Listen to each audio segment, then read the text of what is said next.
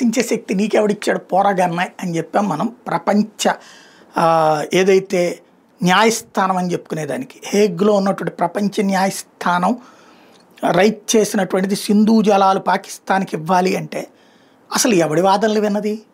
మనం అసలు దాని దగ్గర వాదనలే వినిపించలేదు. పాకిస్తానుడు అప్లై చేశాడంటే ఈ జడ్జిమెంట్ ఇచ్చేసాడంట. వన్ సైడెడ్ జడ్జిమెంట్ ఇచ్చేయడానికి ఆ డబ్బా సొత్తా. సింధు జలాలు భారతదేశం నుండి పాకిస్తాన్కి పోతాయి. 80% మన దగ్గర నీళ్ళు వస్తాయి, 20% పాకిస్తాన్లో కలుస్తాయి. పాకిస్తాన్లో కలిసి 20% పాకిస్తాన్లోనే వాడుకోమనండి.